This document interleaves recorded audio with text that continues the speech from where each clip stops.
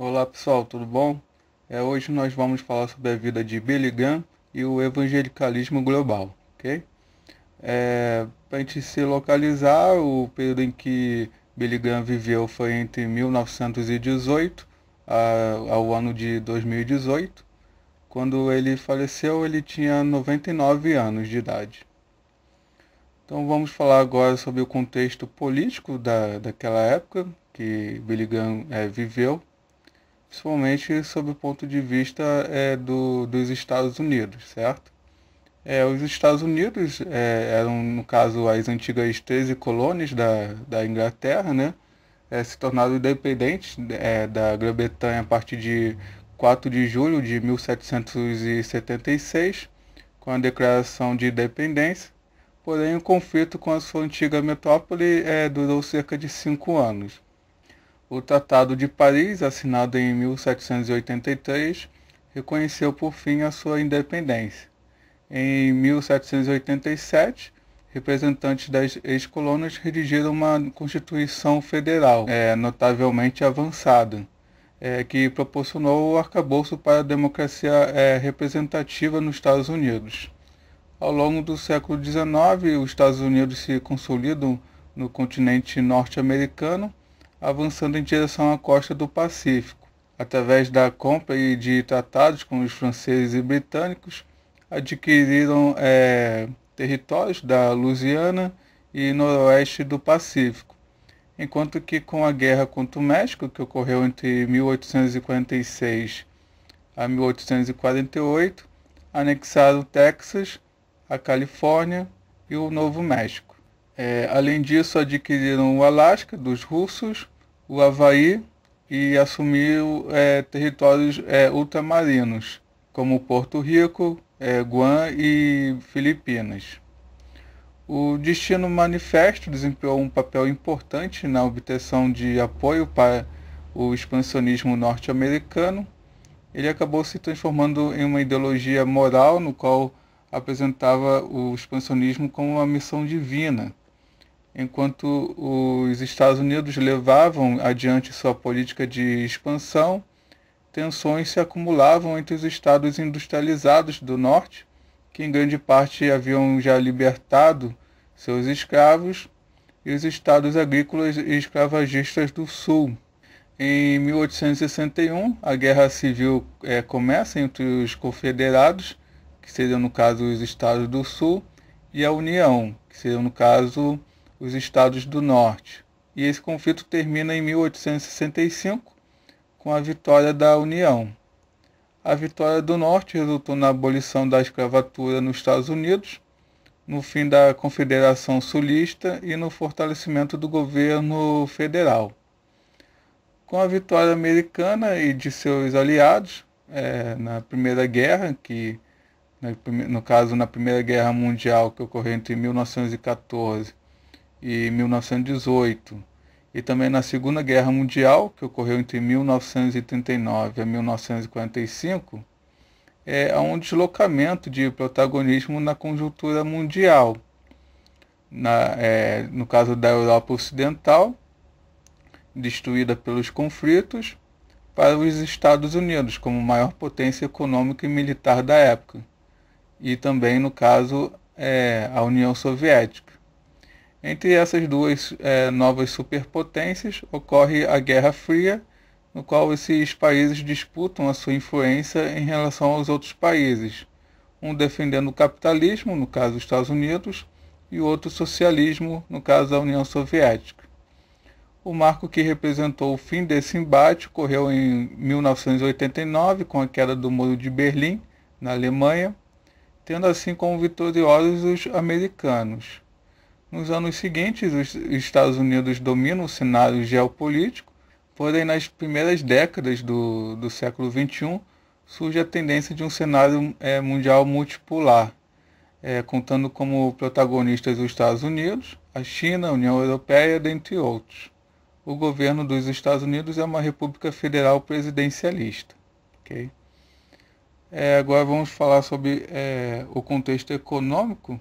As colônias do sul tinham o tabaco como um produto importante, no caso uma agricultura extensiva, cultivado por escravos africanos.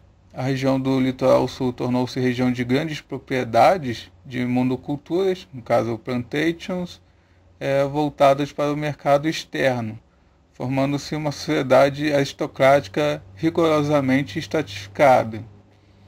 As colônias do norte, devido às suas condições climáticas e espaciais, dedicam-se às atividades comerciais indiretas e à construção naval. Assim se desenvolveu a atividade marítima, gerando aos poucos cidades costeiras importantes, como é o caso de Boston, que mantinha relações comerciais com as colônias do sul, as Antilhas, a África e a Europa, no caso desempenhando ali um comércio triangular.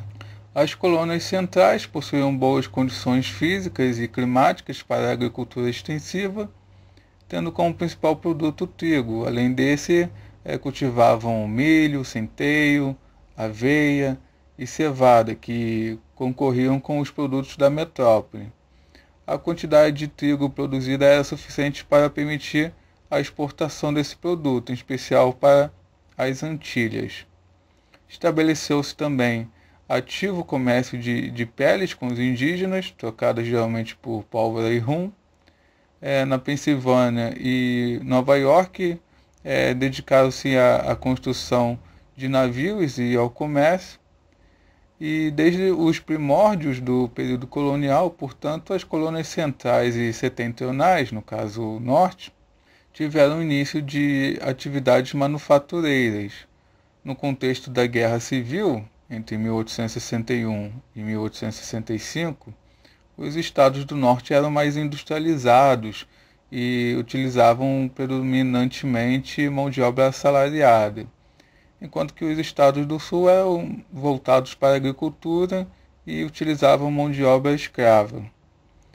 Com a vitória dos estados do norte, a escravidão foi abolida também no sul. Com os eventos da Primeira e Segunda Guerra Mundiais, a indústria americana tem um grande desenvolvimento, incumbida de fornecer produtos e armamentos aos países europeus. Com o fim desse conflito, os Estados Unidos surgem como a maior potência econômica mundial. Seu crescimento econômico também tem como causa o aumento do consumo interno de sua população. Um termo que ficou conhecido foi o American Way of Life. Nas primeiras décadas do século XXI, constata-se um cenário econômico multipolar, tendo como protagonistas os Estados Unidos, ainda a maior economia, a China, a União Europeia e outros disputando mercados. Agora vamos adentrar ao contexto religioso. Alguns fatores contribuíram para que as pessoas que viviam na Europa decidissem vir para as colônias inglesas. Dentre esses, podemos citar questões econômicas, devido à dificuldade em que vivenciavam em seu local de origem, e também por motivo de perseguições religiosas. Nesse sentido, podemos destacar a viagem de cristãos puritanos através do navio Mayflower, em 1620, denominados também de pais fundadores, nos quais buscavam maior liberdade religiosa, em oposição às perseguições que passavam no Senado inglês e à Igreja Anglicana.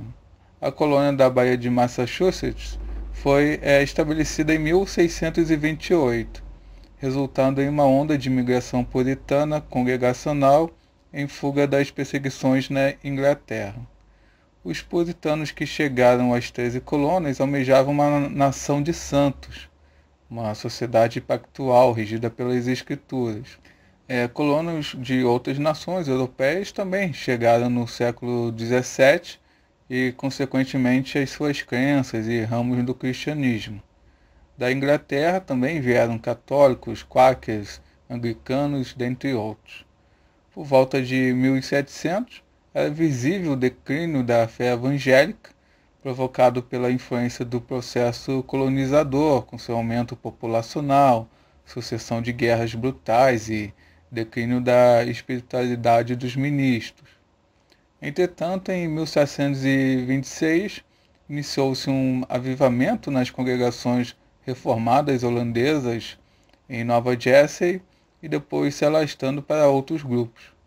O primeiro grande despertamento, que ocorreu ali entre 1730 e 1755, teve como um dos ministros de maior destaque John Edwards, que viveu entre 1703 e 1758, no qual é considerado o maior teólogo americano em razão da influência de seus escritos. O texto da primeira emenda à Constituição do país, em 1791, afirma que o Congresso não deverá fazer qualquer lei a respeito de um estabelecimento de religião, ou proibir o seu livre exercício, ou restringindo a liberdade de expressão, ou da imprensa, ou o direito das pessoas de se reunirem pacificamente e de fazerem pedidos ao governo para que sejam feitas reparações de queixas. Ela garante, nesse sentido, o livre exercício da religião, além de impedir o governo de estabelecer uma religião estatal. Já no segundo grande avivamento, que ocorreu entre 1790 e 1840, ocorre quando a jovem nação americana começou a crescer em direção ao oeste, e essa expansão foi acompanhada por uma série de avivamentos de fronteira, no contexto de embriaguez, prostituição e violência. O mais influente pregador desse movimento foi o pastor congregacional Charles Finney. Esse pastor ele viveu entre 1792 a 1875. No século XIX, intensificam-se os movimentos missionários evangélicos. Eles possuem normalmente duas formas: o protestantismo de imigração ou o protestantismo de missão. Dos Estados Unidos vieram ao Brasil missionários luteranos, congregacionais, batistas, presbiterianos e outros. A obra missionária dos presbiterianos começou no Brasil em 1859, e o primeiro missionário enviado foi Ashbel Green Simonton. O Simonton ele viveu entre 1833 a 1867. Ele quando ele faleceu, ele tinha 26 anos. A Igreja Presbiteriana do Rio de Janeiro foi inaugurada em 1862, certo? O liberalismo alemão chegou aos Estados Unidos no fim do século XIX por meio do Evangelho Social, e Walter Rauschenberg, que viveu entre 1861 a 1918, pastor e teólogo batista, foi seu principal expositor, reorientando o foco da fé cristã para a ética social. Ao fim do século XIX, os evangélicos responderam aos ataques lançados contra a fé cristã, contra o liberalismo teológico. O grupo de eminentes teólogos britânicos e americanos deu sua resposta na coleção de textos conhecidos como Os Fundamentos, editada por R.A. Torrey. Esses escritores, que passaram a ser conhecidos como fundamentalistas, lutavam para manter as doutrinas e as confissões de fé históricas, enquanto que os liberais buscavam reinterpretá-las ou negá-las. Na década de 1940, viu o surgimento daquilo que nos dias atuais é conhecido como evangelicalismo, pela iniciativa de dois batistas da Convenção do Sul, o evangelista William Franklin Billy Graham e o jornalista e teólogo local Henry. Esse Henry viveu entre 1913 a 2003. Eles buscavam reafirmar a ortodoxia cristã histórica sem aceitar a postura americanizada do fundamentalismo, que, em seu entendimento, confundia a cultura americana com o evangelho. Apesar da diversidade religiosa, numa pesquisa de 2014 pela Pew Research Center, identificou cerca de 70% da população considerando-se como cristã, e desses 46% como protestantes, fazendo com que os Estados Unidos sejam considerados como o país mais protestante do mundo. Só para a gente ter uma ideia, a população desse país em 2014 tinha cerca de 320 milhões de pessoas. Bem, vamos então começar a falar sobre a biografia de Billy Graham, começando com alguns dados, né? Billy Graham, o nome dele seria, no caso, William Franklin Graham Jr., nasceu em Charlotte, na Carolina do Norte, nos Estados Unidos, em 7 de novembro de 1918.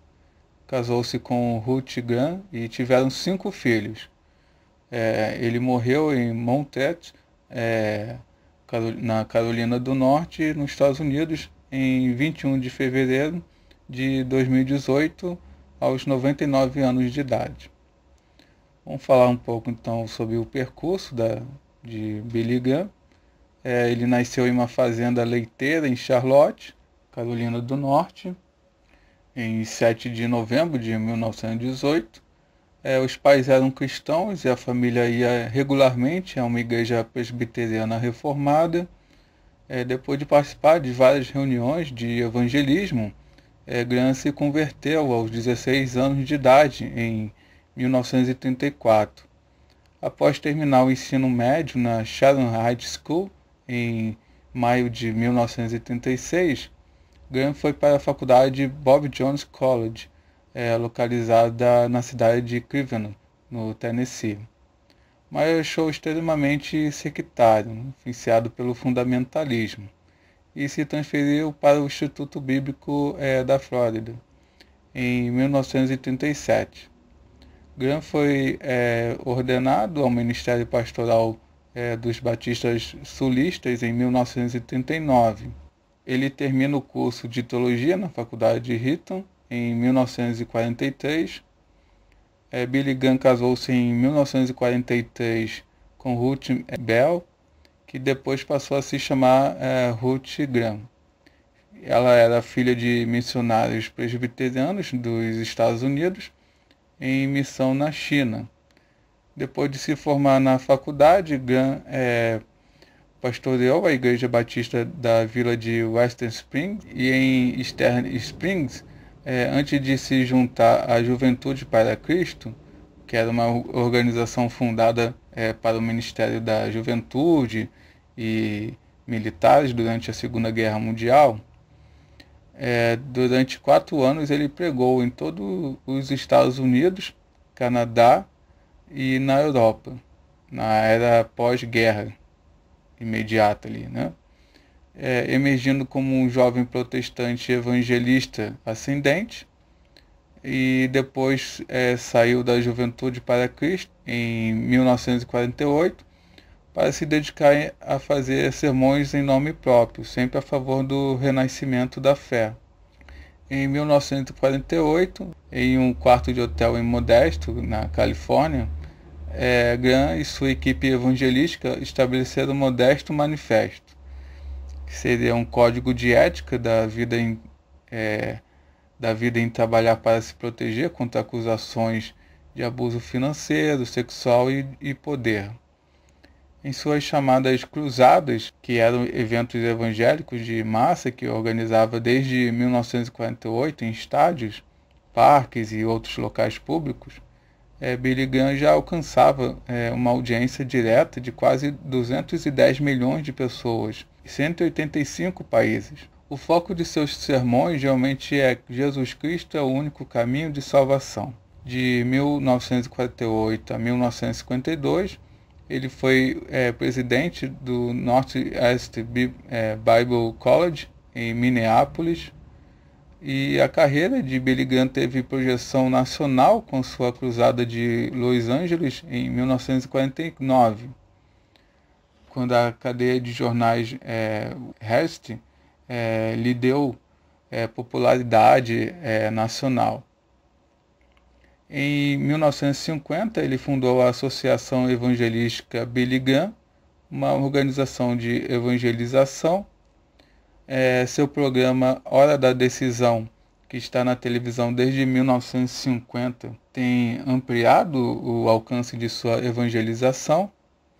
Graham também apoiou o Congresso Mundial de Evangelização, patrocinado pelo periódico Christianity Today, no outono de 1966. Cerca de 1.200 evangélicos de todas as partes do mundo reuniram-se para discutir e orar acerca da tarefa da evangelização mundial.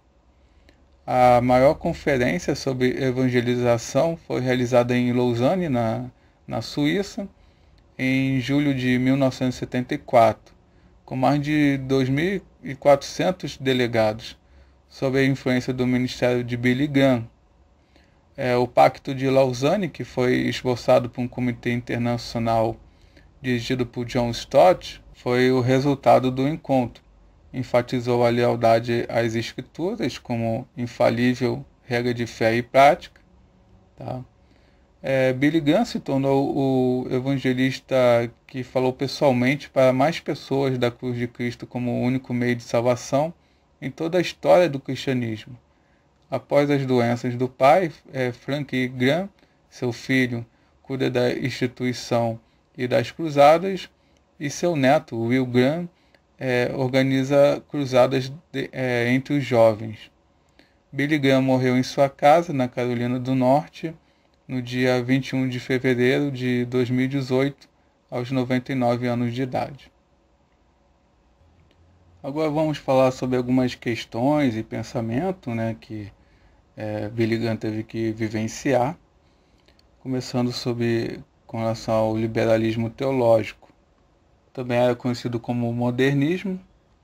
Ele é a grande mudança no pensamento teológico ocorrido nos fins do século XIX e é um conceito extremamente enganoso. Há várias nuances de pensamento liberal, as quais têm alterado seu caráter com o passar do tempo, sendo consideráveis as distinções entre o liberalismo na Europa e na América do Norte. As características principais é o desejo de adaptar as ideias religiosas à cultura e forma de pensar modernas. Um segundo elemento seria a rejeição da crença religiosa baseada exclusivamente na autoridade, no caso na Bíblia, no qual não deveria ser protegida de uma análise crítica, já que é a obra de escritores limitados pelos seus tempos. Ela não é sobrenatural, nem um registro infalível de revelação divina e, portanto, não possui autoridade absoluta. Uma ideia central da teologia liberal é a imanência divina. Deus é considerado presente, habitando dentro do mundo e não a parte do mundo, nem elevado acima deste como ser transcendente. O liberalismo também manifesta um otimismo humanista. A sociedade está avançando em direção à realização do reino de Deus, que será um estado ético de perfeição humana.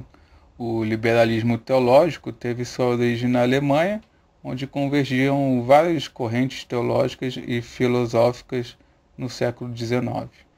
Agora vamos falar sobre o fundamentalismo. Ele, desde o final do século XIX, surgiu contra as ideias da teologia liberal. Alguns evangélicos desenvolveram escritos, dentre esses, em 1910, foi lançado a coleção de textos conhecida como Os Fundamentos, editada por R.A. Torrey. Eles reafirmaram como absolutamente essenciais para a fé cristã as seguintes doutrinas: a inspiração das Escrituras por meio do Espírito Santo, o nascimento virginal de Cristo, a sua morte salvadora e vicária, a realidade histórica de seus milagres e da ressurreição corporal de Cristo e seu retorno final em glória, enfatizando missões e evangelização. O mais influente escritor dessa primeira geração de fundamentalistas foi o presbiteriano J. Gresham Machen, que viveu entre 1881 a 1937. Em seu livro Cristianismo e Liberalismo, ele afirmou que o liberalismo teológico não é cristianismo. Contudo, a partir de 1925, em grande parte por causa do radicalismo dos que assumiram a frente do movimento, a expressão fundamentalista passou a significar cismático, antiacadêmico e desinteressado dos problemas políticos e sociais. Questões como a ênfase defendida na autoridade das escrituras, em vez de estudo sério de seu conteúdo. A rejeição do diálogo acadêmico e o realce do pré-milenismo dispensacional, que ensina uma visão pessimista da história. Geraram as barreiras culturais que acabaram segregando o fundamentalismo. Com o tempo, as igrejas influenciadas por esse movimento se tornaram anti-intelectuais, com ênfase no relacional, terapêutico, carismático ou empresarial. O resultado mais evidente foi a rejeição à erudição e à teologia. O seu relacionamento com as artes como dança, literatura, teatro e meios de comunicação também foram rejeitados ou vistos com desconfiança. Agora vamos falar sobre a neo-ortodoxia. Um dos mais importantes teólogos contemporâneos foi Karl Barth, que viveu entre 1886 a 1968. Ele era membro da Igreja Reformada Suíça e ele rompeu com o protestantismo liberal quando chegou à conclusão de que, nessa linha, nada tinha a pregar os seus paroquianos de uma igreja rural suíça, e quando seus mentores teológicos, como von Harnack, apoiaram publicamente a política de guerra do imperador da Alemanha em 1914.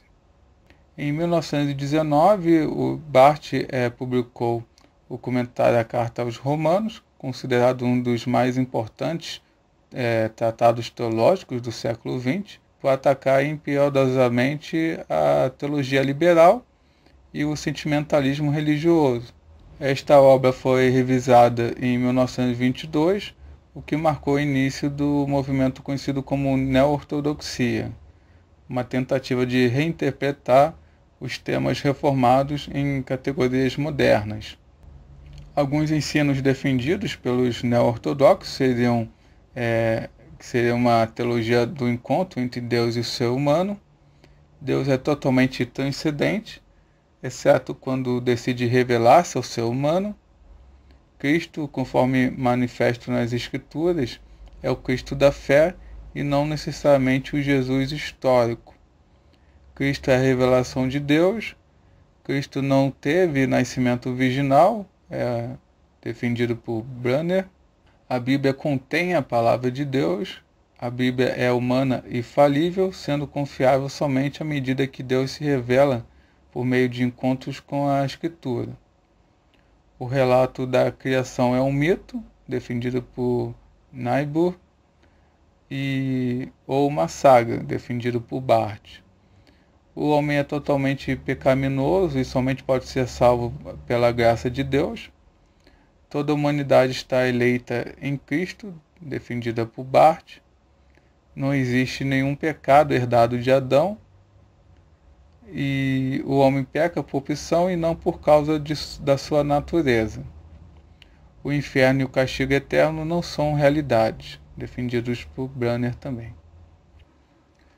Bem, agora vamos falar sobre o evangelicalismo, movimento no cristianismo moderno que transcende as fronteiras denominacionais e confessionais, enfatizando a conformidade com as doutrinas básicas da fé e um alcance missionário de compaixão e urgência.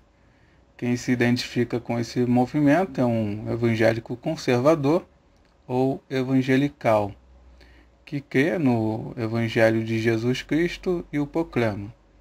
Em termos teológicos, o evangelicalismo apresenta as seguintes crenças: uma ênfase na soberania de Deus, o ser transcendente, pessoal e infinito, que criou os céus e a terra e os governa.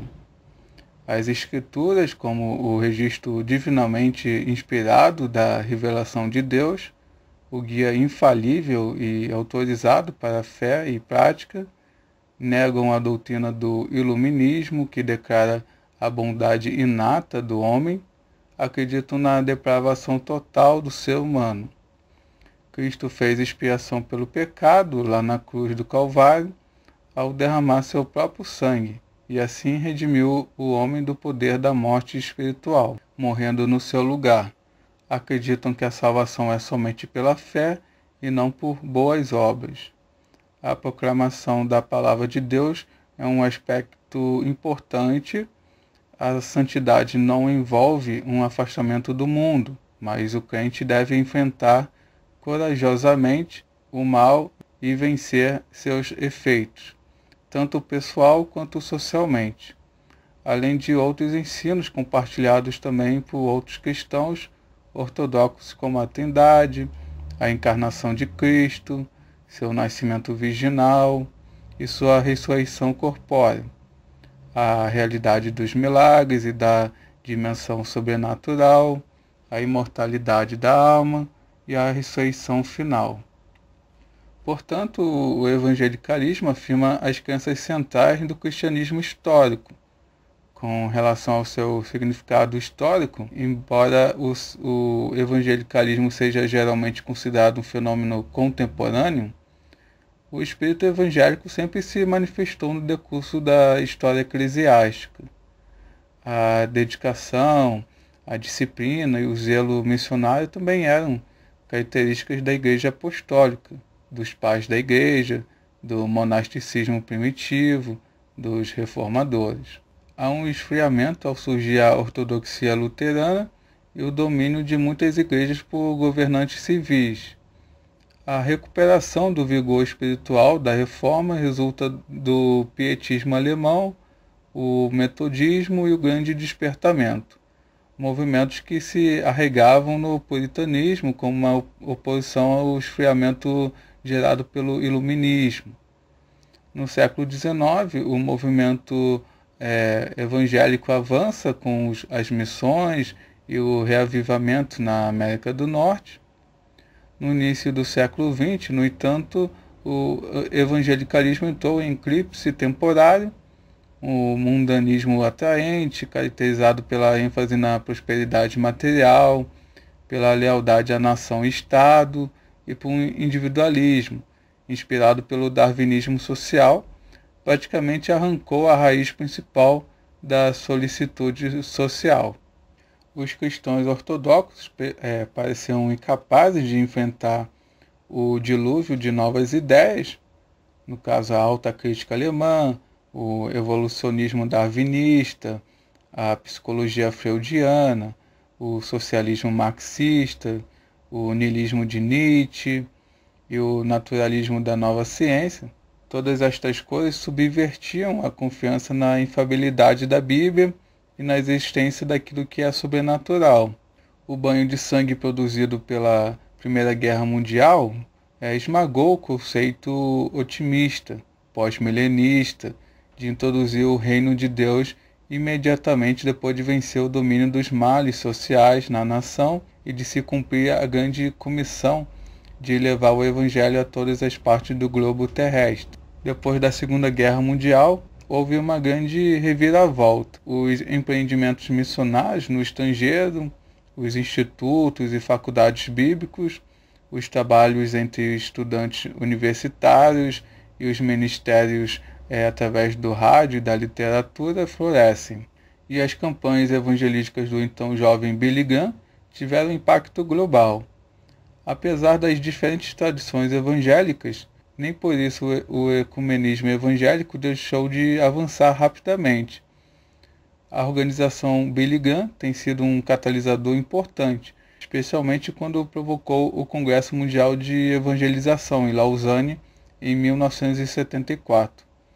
As consultas subsequentes, patrocinadas pela Comissão de Lausanne, juntamente com as atividades da World Evangelical Fellowship e as organizações formadas pelos evangélicos na África, Ásia, América Latina e Europa, fizeram muita coisa para promover relacionamentos mais estreitos e esforços cooperativos na evangelização, nas obras de assistência e no desenvolvimento teológico. Com a autonomia das operações das sociedades missionárias, o caráter multinacional das organizações assistenciais e evangelísticas e o envio de missionários por grupos dentro dos países do terceiro mundo, o evangelicalismo já obteve sua maioridade e é verdadeiramente um fenômeno global.